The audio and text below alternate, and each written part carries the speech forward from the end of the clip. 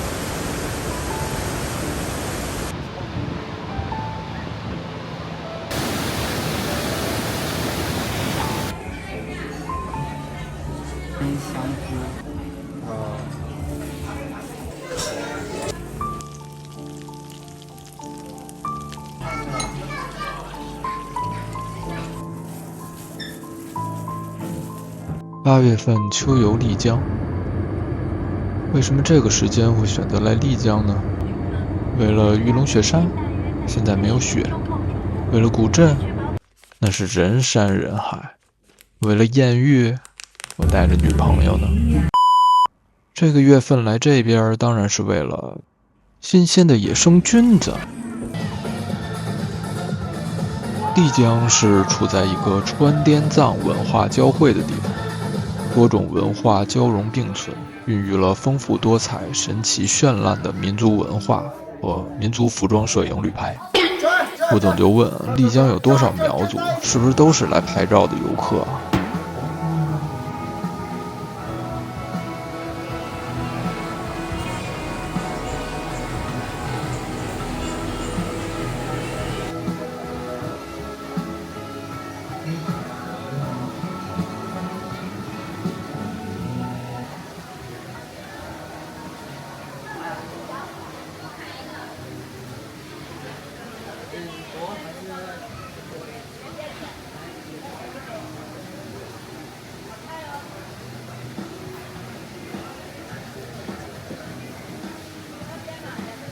丽江最有名的应该就是丽江古城和玉龙雪山了。来丽江的游客应该都不会错过这两个5A 级景区，所以我的这支视频就从束河古镇开始吧。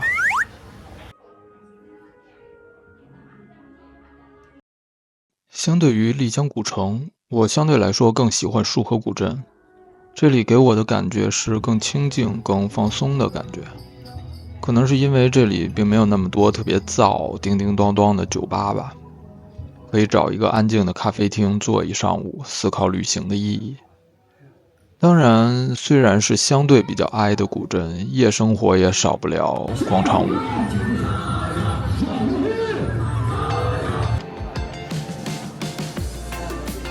束河古镇安静平和，比较哀，可能只是我个人的感受，游客其实也挺多的。但是给我的感觉就是比较有呼吸感，这是一种什么感觉呢？我也说不太清楚，可能就是哀人之间的心电感应。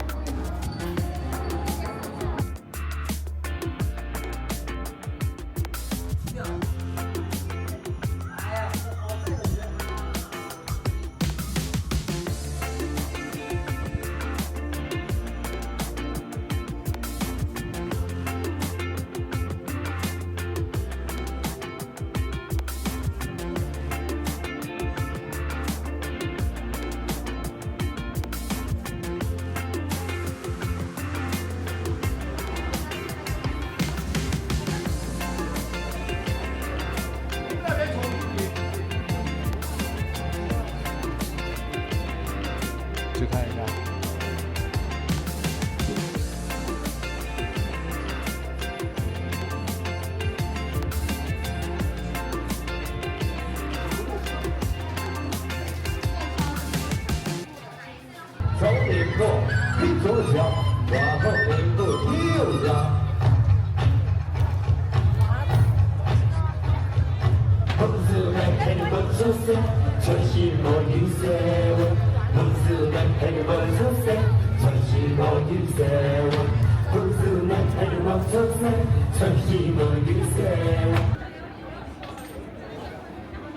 丽江古城呢，就更外放、更张扬一些。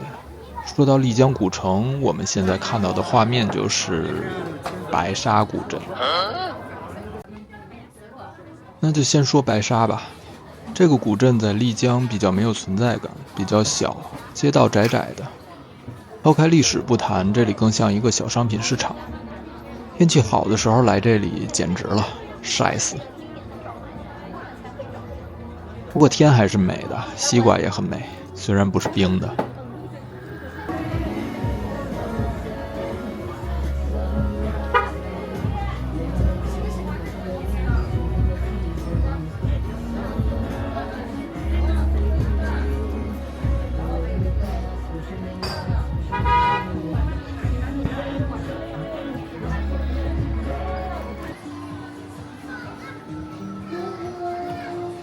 丽江古城也叫大研古镇，所以在问路或者坐车的时候，有人说大研古镇，说的是同一个地方。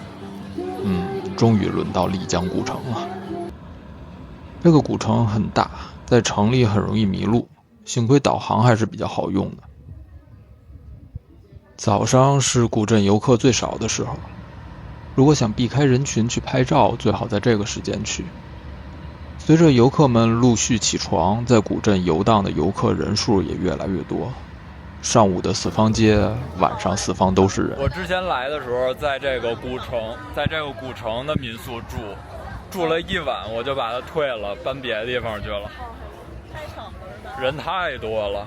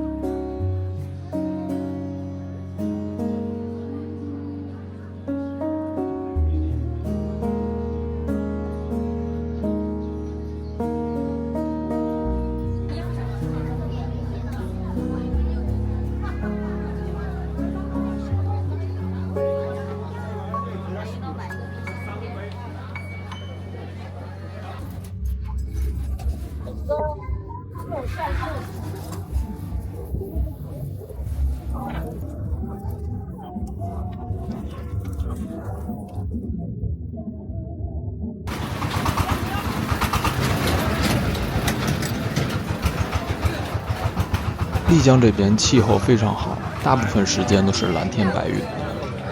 在古城里边买点小吃，找个视野好的咖啡厅坐一下午，非常舒服。这边像鲜花饼、鲜奶酥之类的小吃，价格基本上都是一样的，吃起来也差不多。所以想吃的话随便买就好了。一般鲜花饼最便宜的1块钱一个，是用的干花；2块、3块的是用的鲜花，所以1块钱一个的，一般本地人都不吃。在中国旅游不得不接受的一点，就是大家卖的都是一样的东西。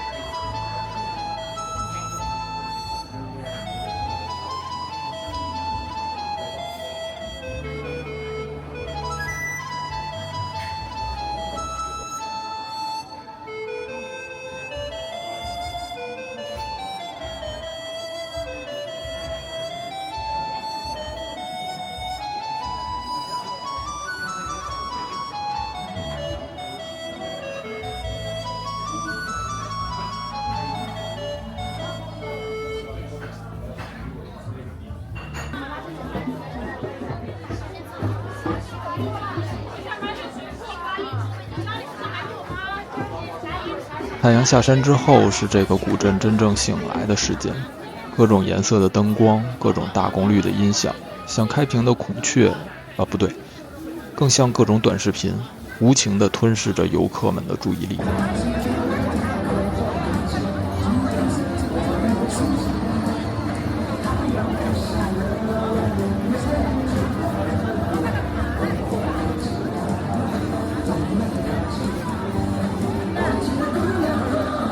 从酒吧街走出来，会有一种进入了贤者时间的感觉。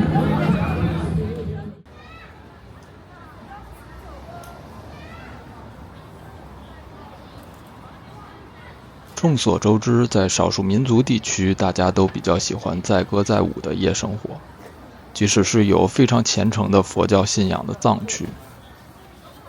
现在从丽江坐高铁，大概1个半小时左右就可以到香格里拉了。卢克宗古城是香格里拉最繁华的地方。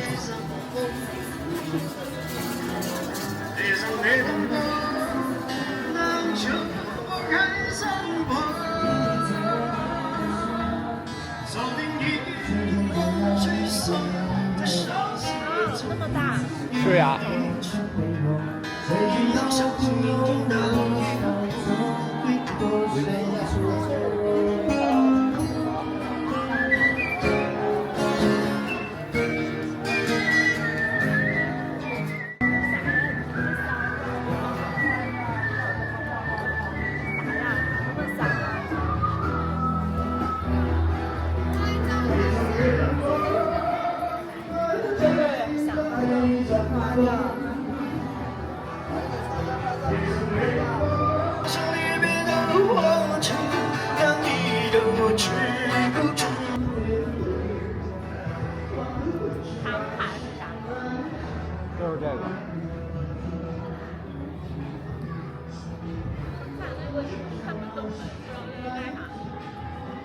就是用矿石的颜色画的画，然后它被赋予了很多文化属性，所以就有好多宗教里边的东西。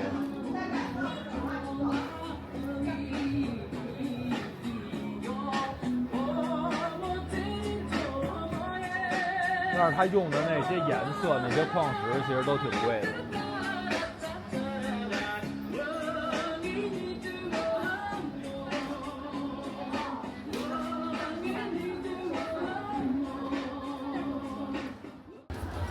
一般古镇的四方街的广场都比较小，不太能容纳那么多人一起跳大舞，所以独克宗这边有一个大广场，可以同时容纳好几波广场舞。咱们先上去，下来再看吧。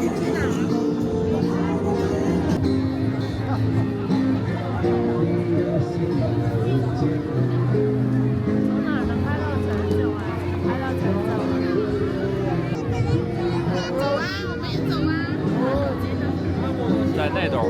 跳完广场舞，身后就是全世界最大的转经筒，应该也可以说是全宇宙最大的。上山的路很窄，而且有很多高反的人在台阶上休息，所以进门的地方会采取限流措施。当年这个山上的建筑是有军事防御作用，现在看来还是很成功的。不打仗的情况下，想上去都挺费劲的。这里的海拔比丽江高出差不多1000米，那个孩子至少比丽江高了1001米。终于上来了，差点眼前一黑，眼睛就黑了。你说在这儿转这个筒子的人里，有多少是在办公室拉磨拉烦了的打工牛马呢？只要把磨盘换一种形式包装一下，大家就主动卷起来。本来以为眼前发黑是空气稀薄供氧不足，没想到是班味儿太重，让我喘不过气儿。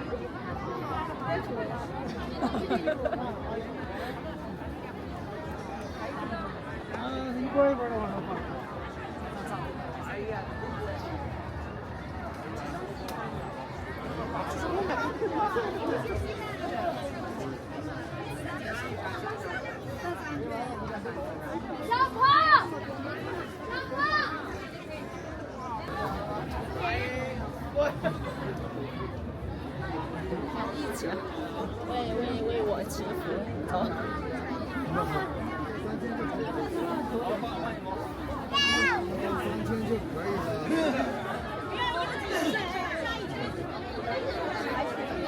永远都没得下去。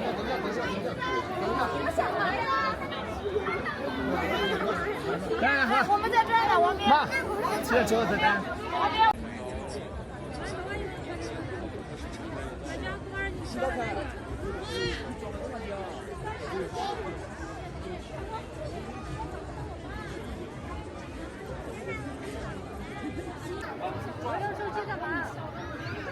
我在想啊，这个转轮里如果加个发电机，让这些精力旺盛的游客们天天转，供应庙里的用电，是不是应该比单纯的转更有功德？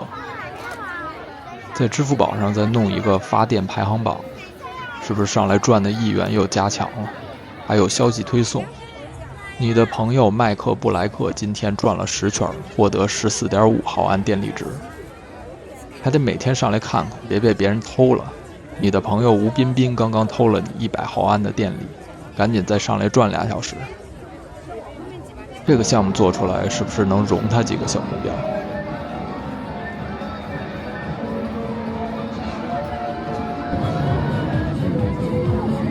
多少钱？好，好了，多少钱？没吗？不的，没。这样好的，早点没有说的。要不然那不难。我让狗货，让狗货就是。我是美丽的，你看我肤色上。外地人看得不好。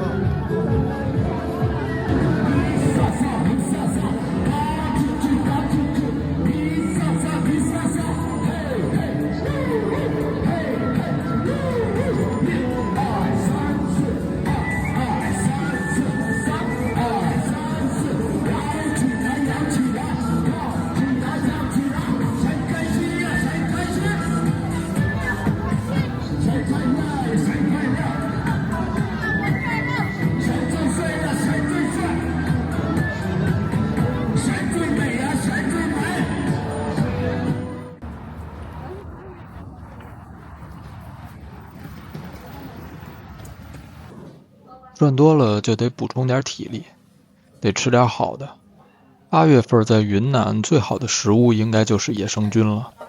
云南的食用菌种类占全世界的一半，这主要得益于土壤种类、气候条件、多样的森林类型以及复杂的地形地貌，比如玉龙雪山。玉龙雪山可能是很多中国人此生唯一一座登上的雪山。有索道、有完善的管理和商业服务的雪山，在中国应该仅此一座。虽然不是那座5000多米的主峰哈，玉龙雪山的主峰至今没有成功登顶的记录。游客能到的最高点是4680米的冰川公园，所以我们就先到蓝月谷看一下。转折这么硬也不是故意的，我们前一天抢票的时候没有抢到最早的索道票，只好先去蓝月谷，玩完蓝月谷之后再上山。当然这可能并不是一个特别好的方案，但是最后的结果我只能说很幸运我们的这个决定。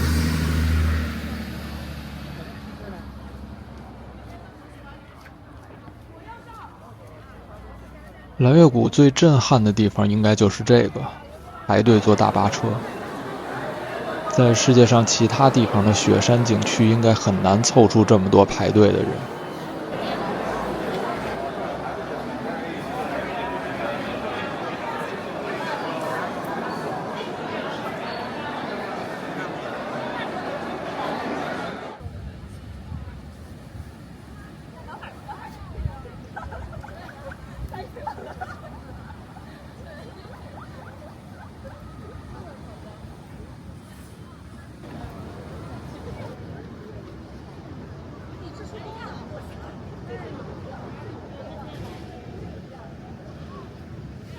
今天的云挺多的，山头的雪顶都被挡住了。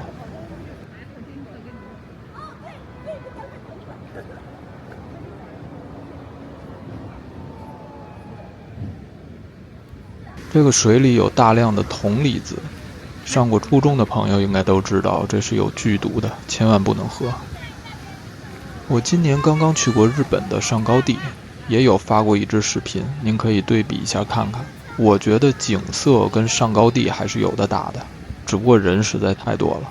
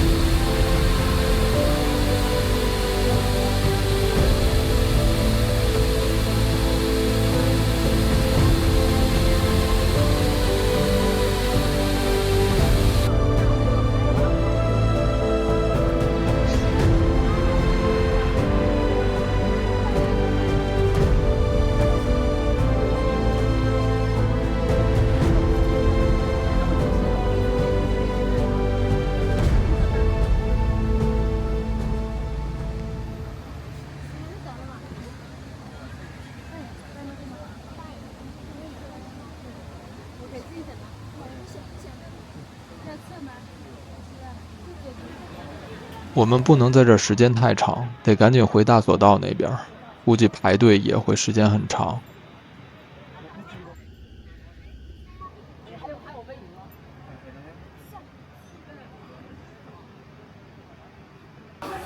这是等待坐缆车的队伍，很多人都拿着氧气罐在吸。外边这么多植物，应该不会太缺氧气，主要应该是气压比较低。如果发生高原反应，这种小气罐应该是起不到多大作用，可能主要起到一个安慰剂的作用，也是当地创收的一种销量很高的商品。如果在高原发生比较严重的高原反应，还是得找专业的医用钢瓶来吸，至少能保证氧气的纯度以及足够的量。我特别想坐这个敞篷呢，他们不让。国内的精品旅游项目，索道进入海拔3356米处的高山原始森林中，终于海拔这条索道曾经是亚洲海拔最高的旅游客运索道，直接从海拔3000多米到4500多米，中途会晃几次，偶尔会临时停在半空，正好适应一下高海拔的空气。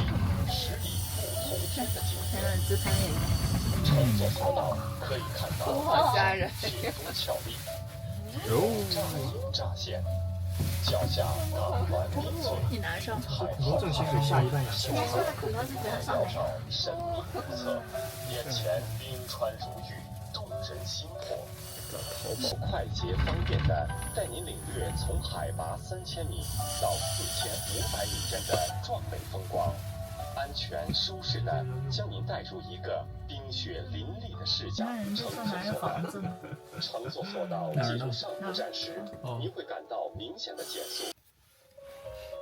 亲爱的游客朋友，您好，索道因为工作需要临时停机，请您不必惊慌，稍等片刻即可开机，谢谢您的合作。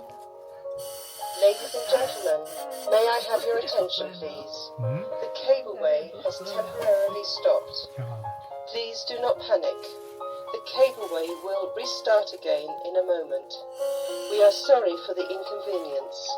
Thank you for your cooperation.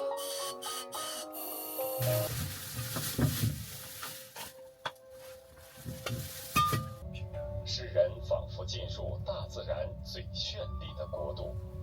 终年积雪的山峰由北向南排列成13个高峰，在先生们、女士们，前方即将到达索道上站，请您下车时携带好随身物品，有序下车。当前海拔4506米。现在雪山上的雪都化得差不多了，没啥积雪，全是灰灰的石头。好处是植物比较多，不会太缺氧气。下车就是海拔4506米了，这个高度就不要做幅度太大的动作了，慢慢走，慢慢适应高海拔的空气。几年前4月份来过，那时候山头是有雪的，现在都是光秃秃的。从索道下来还可以再往上爬一段，这100多米的海拔要是在平地的话，可能10分钟就上去了，在这儿走1个小时都有可能。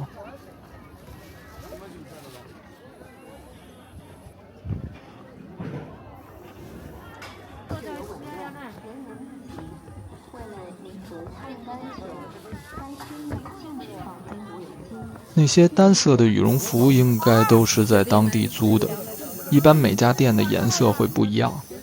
如果看到跟自己颜色一样的，那大概率就是在同一个地方租的。站一会儿，尽量别坐，坐下突然起来，容易就眼前一黑就晕了。其实秋天过来不太需要羽绒服，温度没有特别低，有一身加绒的冲锋衣就足够了。走的过程中特别容易缺氧、头晕、眼冒金星。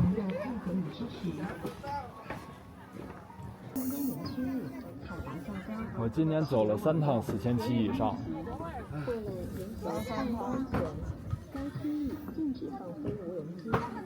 啊？3趟海拔4000七以上。我要死了。吸氧。你现在心跳快吗？快，走，好了。上10节台阶休息一下啊。尊敬的各位游客，玉龙雪山冰川公园景区为露天景区，为了你和他人的健康，游览过程中请勿吸烟，请您爱护环境卫生，请勿乱扔垃圾，请勿翻越护栏，请勿翻越警戒线，安全游览，文明出行。谢谢您的配合与支持。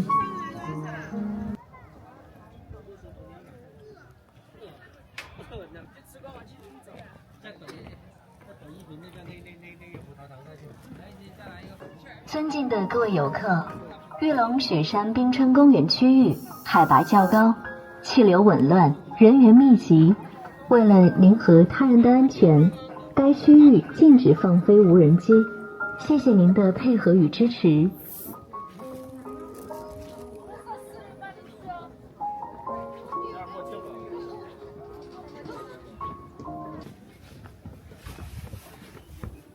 不要急。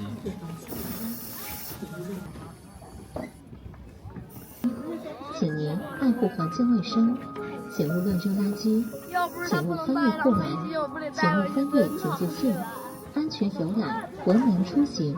谢谢您的配合与支持。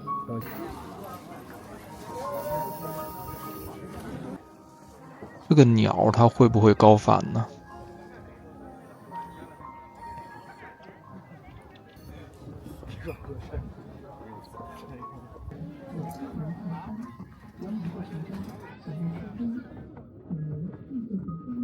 那个冰川是不是还有一点儿？感觉不太像岩石。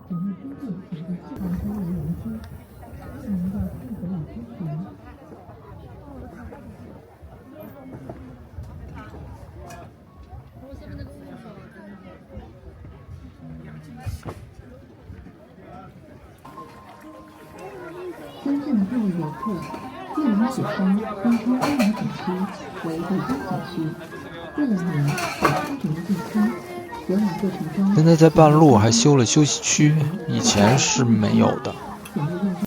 云开始多起来了，不知道一会儿会不会下雨。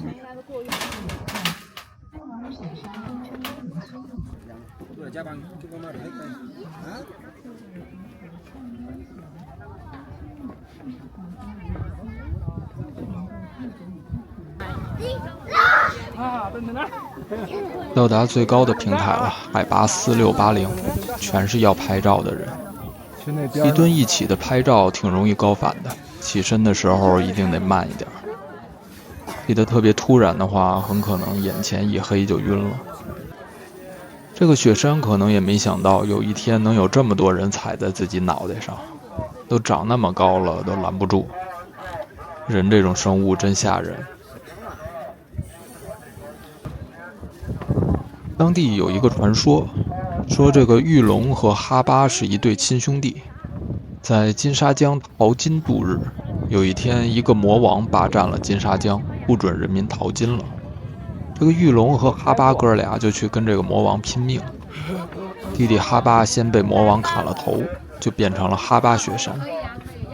哥哥玉龙举着13把宝剑，变成了玉龙雪山的13个山峰，一直到现在。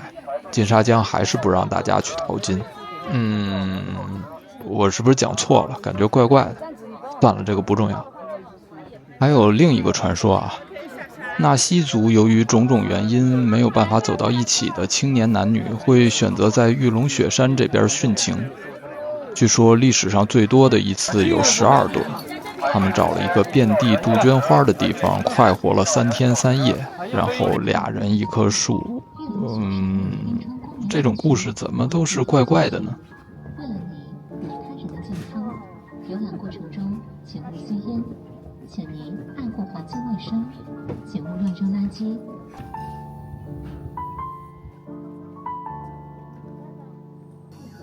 与支持。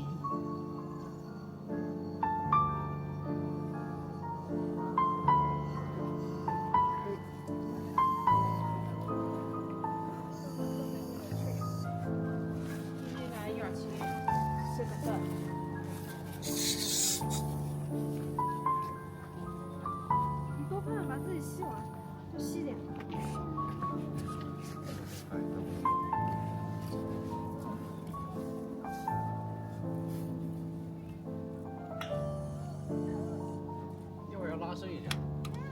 坐索道下山了。我这个在晃呢。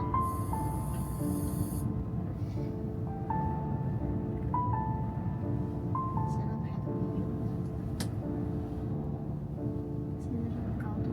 个高度才好。幸亏早早的先去了蓝月谷，如果从雪山下来再去蓝月谷的话，可能就刚好被这大雨浇到了。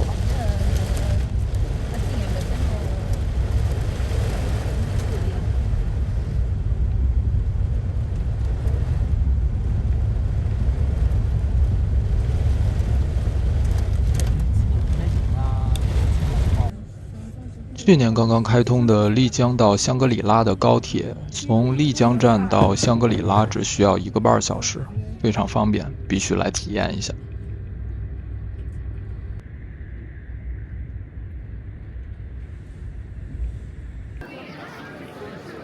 从海拔2000多米直接来到3000多，最直观的感受就是太阳这么晒，身体却这么冷。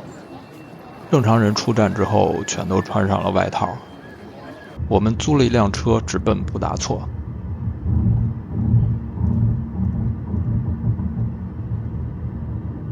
注意看路边的这种架子，有没有想过它是做什么用的呢？表面上看起来是晒青稞用的，但是西藏其他地方也种青稞呀，怎么没见过用这么高的架子来晒呢？而且木头的头是削尖的。来听一下当地的导游是怎么说的。我们是全中国唯一一个一妻多夫这个民族，也被称为女人的天堂。意思就是说呢，一个卓玛可以娶几个老公。那么到底怎么娶几个？我统一告诉大家，取决于呢，第一个和卓玛结婚的老公家里有几个亲兄弟。如果她老公有4个亲兄弟，她就会有4个老公。但是呢，每年只能娶1个，大家知道为什么吗？这样呢，才能区分开每年出生的小孩到底是哪一个老公的。但是呢，我们老公多了哈，也不是一件好事。为什么呢？就像以前的皇帝，妃子多了就会争宠，是一个道理。我们老公多了呢，也是一样，不好管理。那么大家在来的路上有没有看到过一排排尖尖的木头架子？有没有看到没有？那是我们古代的一种刑具，叫做什么呢？叫做上桌台。我的老公如果不听话呢，就不论对错，衣服裤子全部扒光，把他绑到上面去，晒个2天2夜，不给吃不给喝，直到他承认错误为止。后来呢，高丽政府觉得我们这项习俗太过于残忍，就把它强制取消了。现在呢，我们用于晒青稞，叫做青稞架。私家车是不能开进景区的，必须乘坐景区的大巴车去往游览的位置。虽然是一个封闭的景区，但是出于对当地本身文化习俗的保护，景区的范围内还是居住着一些土生土长的牧民，所以路上也能看到牧民饲养的牦牛之类的牲畜。可以看出大巴车的司机对路况非常的熟悉，颠得飞起还能丝滑的过弯会车，可以说是非常刺激的一个体验。是不是能找到一些在大草原上翱翔的感觉？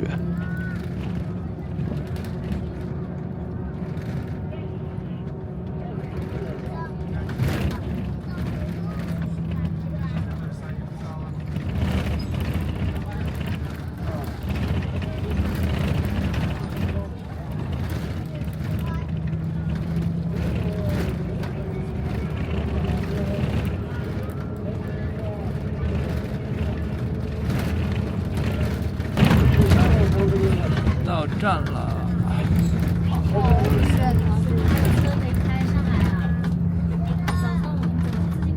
上课在下面，我给大家讲一下我们的游览路线以及注意事项，我们听清楚、听明白，然后我们再出标。讲解费用是包含在你合同里面的，不收费。所以大家现在跟我走，我现在是你们临时导游。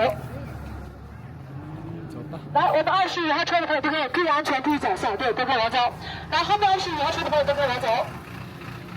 在蜀都湖入口的位置，可以听导游讲解一下当地藏族的文化故事。有些内容是网上查不到的，比如前边那个请客架的故事。首先，不管你们来自哪里，安全第一。我先给大家讲一下安全注意事项。等下你们游玩的整个过程是一整片的原始森林，大家会看到很多的野生小动物，小松鼠、藏马鸡、鸡丝猴，当然也会有大型的野生动物，那就是熊。熊的领地意识是非常强的，所以大家山上千万不要去，山下面随便怎么玩都可以，我们安全第一。接下来海拔3600多米，走得稍微快一点的会喘得很厉害。参观游览，并为大家讲解一下我们藏族的传统文化。那么首先欢迎你们来到美丽的普达措。普达措被称为人间净土，是没有任何污染的。普达措以藏族为主，藏族在我们全中国有600多万人口，其中因为饮食习惯不同，分为3个分支，包括卫藏、安多以及康巴藏族。那么大家在来的路上有没有听过一句话，叫做康巴的汉子，干巴的姑娘？有没有听过这句话的朋友？都没有听过呀？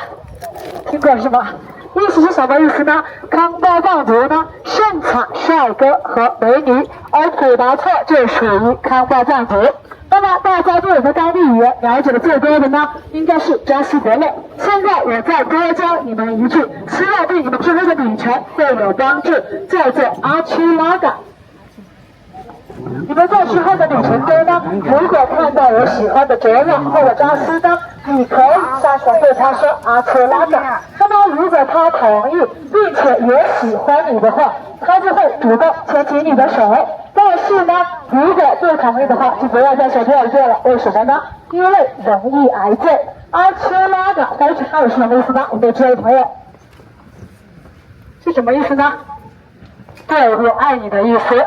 我们藏族人民表达感情比较直接，当然对着你们的爱人、亲人讲都是很好的。阿曲拉嘎，大家，我们藏族是一个全民信仰的民族，所以后面大家会看到很多带有经文的东西。因为特殊的地方呢，特殊讲究，后面有经文的呢，就不建议大家拍照了。为什么呢？我们这里拍经文是什么意思？就表示呢，你要把经文带回家，每天要焚香供奉起来，所以呢就比较麻烦。所以后面有经文的就不建议大家拍照了。什么是摇符？相信你们去云南其他地方旅游的时候，都会看到类似于这样的物品，但是它是不一样的，也不敢做成完全一样的。它是我们的传承物，它代表10人中的最高奥义。我们把名字写在上面，表示护身符。下面是我们刻满经文的铃铛，风吹一遍，诵经一遍，风吹不断，祝福不断。那么大家现在看到的这些，就是路过的朋友为家人祈福报上去了。我们呢就伸出我们的手去摇响铃铛，帮助他们实现心愿。你们帮助别人呢，别人也会帮助你们。在摇的过程中，有些铃铛可能会自然脱落，但是不管是谁摇下来的，谁捡到就是谁的。铃铛的意义是平安吉祥，是可以带回家的。但是呢，我也不希望大家去强求，因为呢，我不希望等下每个人的手里都攥着一颗铃铛。来，朋友们，都跟着往前面摇，叫做摇符。走的时候注意安全，注意脚下，对，叫做摇符。来，大家都可以去摇响它。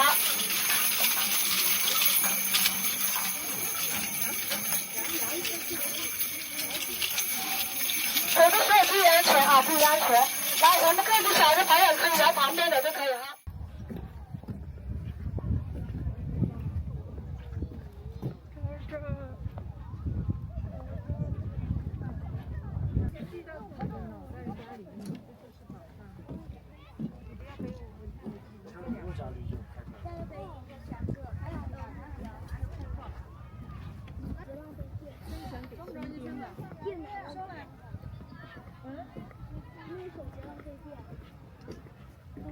我们到这边的时候已经差不多中午了，阳光几乎是从头顶照下来的。其实如果在清晨到这里的话，应该会更好看一点。水边的风很大，幸亏换上了冲锋衣。在高原如果感冒了，可不是闹着玩的。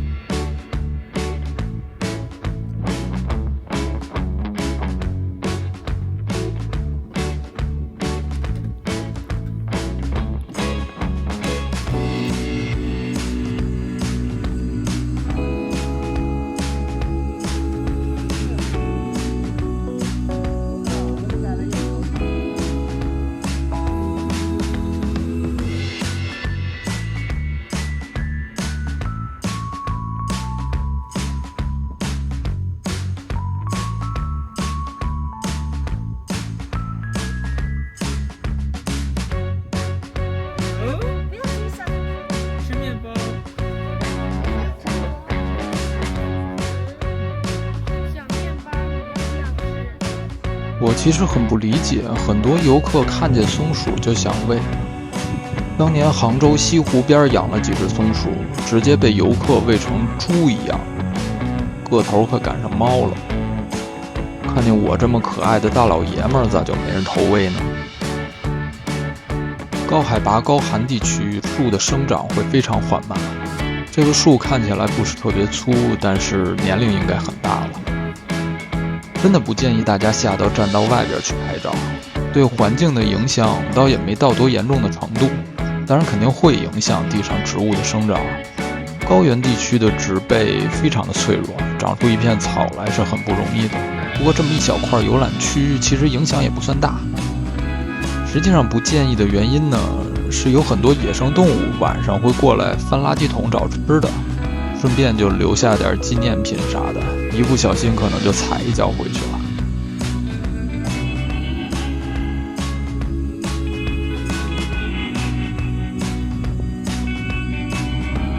说出来你可能不信，我真的在栈道边的树底下看到了2颗很像牛肝菌的蘑菇，但是没敢捡，怕有毒。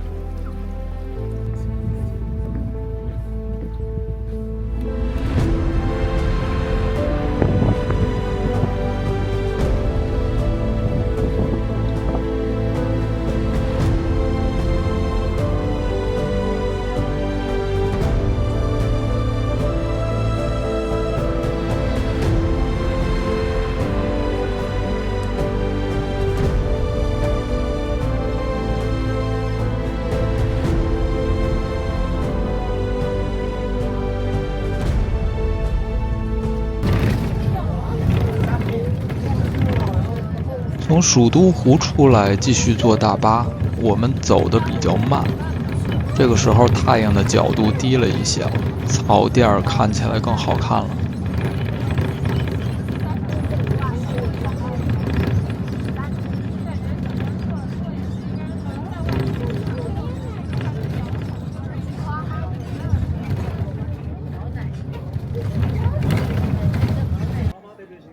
一眨眼就到了碧塔海。这个操场看起来已经有点秋天的感觉了。在牧区，牛不光能导致堵车，也能造成堵人。这么窄的栈道，很怕一不小心就踩到俩拍牛的人。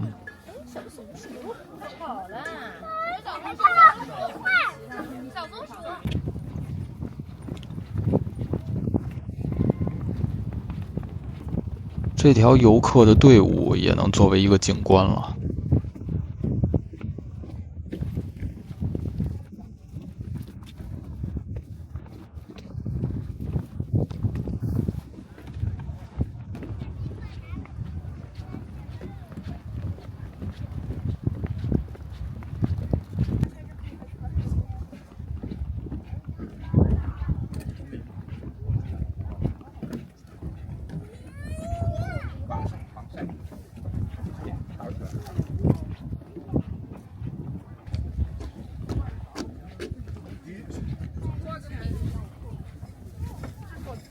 那个湖好蓝啊！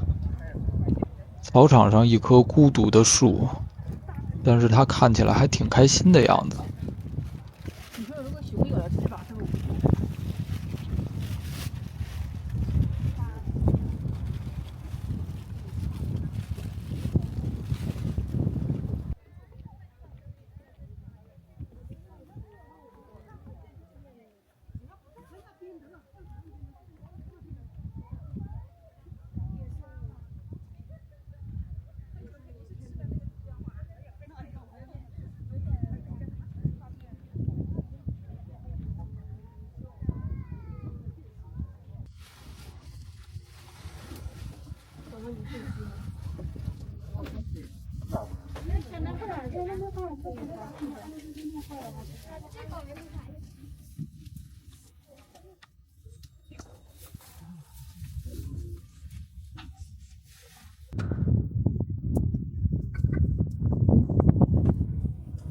藏区的湖都非常漂亮，这个草甸也是美翻了。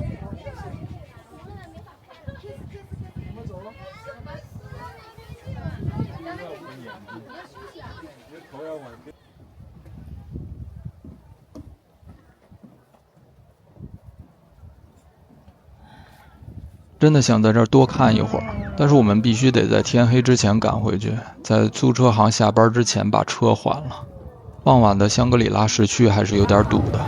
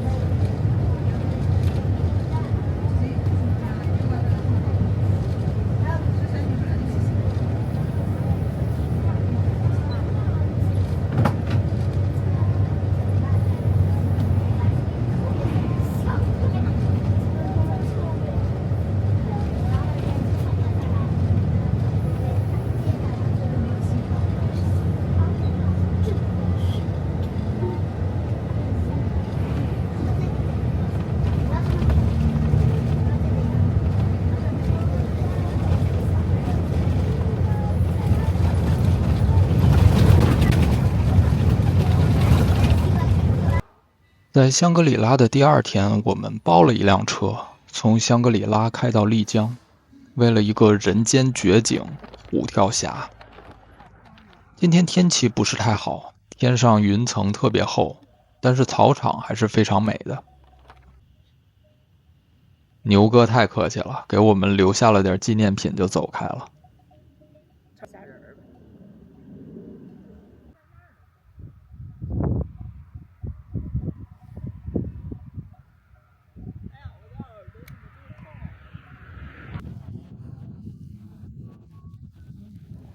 雪山完全被云挡住了，别看天气阴沉沉的，但是如果不戴太阳镜的话，眼睛还是会亮得很难受。是云飘得太低了，还是我们站得太高了？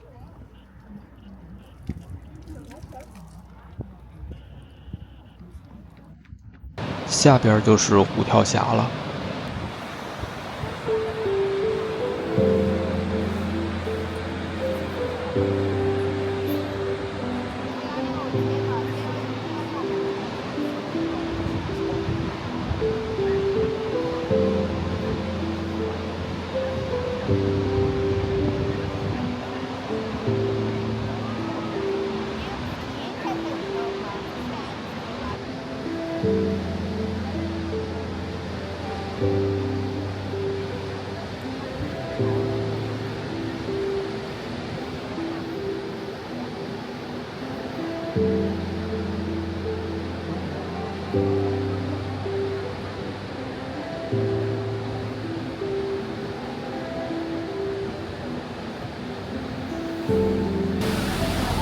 我觉得这个景观没有什么语言能够精准地描述这个景象，甚至镜头拍出来的画面已经让这份震撼感减色不少了。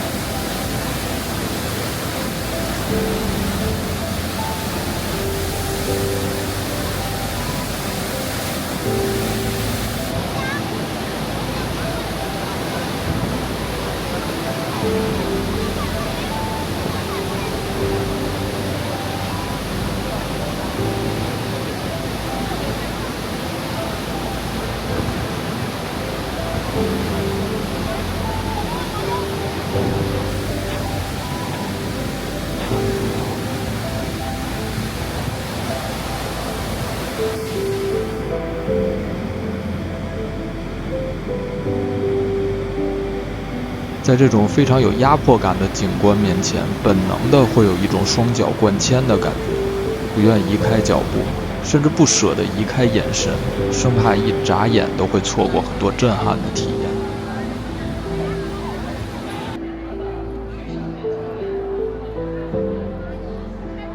下午上来之后，天已经晴了，在长江第一湾稍作停留，我们就要返回丽江了。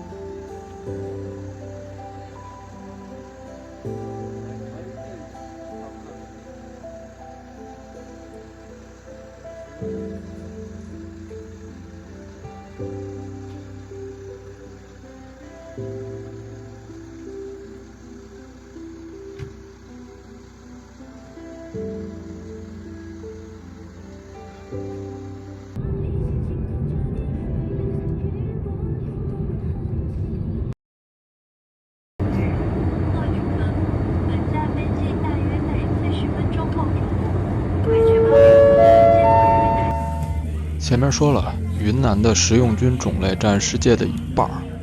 论吃菌来讲，如果云南成第2的话，没人敢成第1了。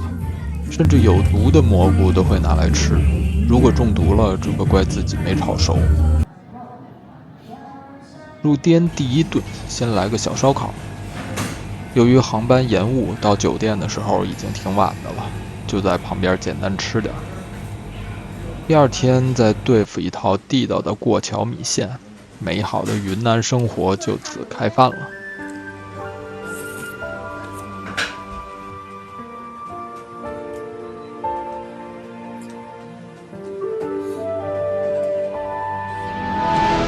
这边最多的野生菌吃法就是火锅，比较正规的店都是在菌子煮熟之前不提供餐具的，即使其他菜已经上来了，也只能干看着。作为人生地不熟的游客来讲，如果想吃到好的菌子，就不要太多的考虑性价比，我们肯定是没有别人懂得多的，所以尽量还是找比较大的、有明确价格和品质的店来吃比较好。一般会分为几类，新鲜野生菌这种是最贵的，而且一般价格会是时令价，在点单之前要谈清楚。冰鲜野生菌虽然也是野生的，但是存放的时间比较久了，味道和口感可能会差一些，价格相对新鲜的会便宜一些。人工养殖菌子一般在丽江这边会把养殖的叫做蘑菇，野生的才叫菌子。可以大批量人工养殖的，肯定就会把价格打下去了。如果这是一家靠谱的店，一定会告诉你点的这个是养殖的或是冰鲜的，跟野生的会不太一样。比如我们点的这个剑手青，同样是剑手青，服务员会明确的跟我们确认，冰鲜的价格是198，新鲜的价格是298。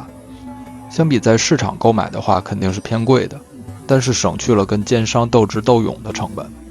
这家店在给客人提供餐具之前，还会将有野生菌的食物留样，以备发生中毒情况的时候可以拿去化验。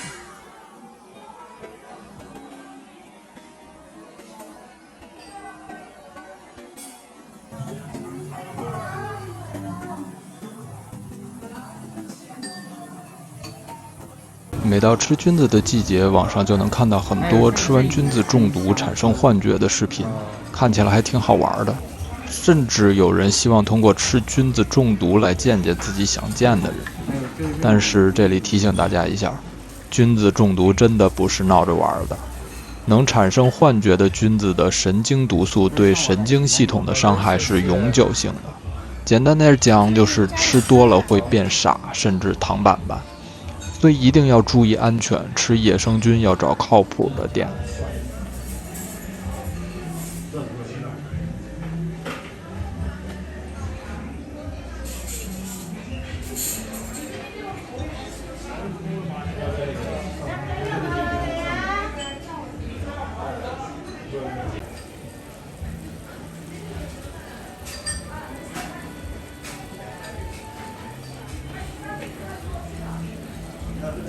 我们在丽江的最后一天，鸡粽带队配上几种养殖的蘑菇，以这一锅鲜美的鸡汤菌子锅结束今年丽江的行程。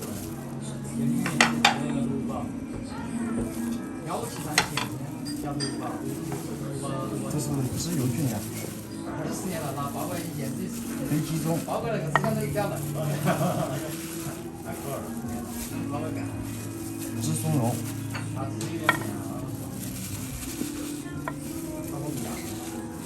无菌菌。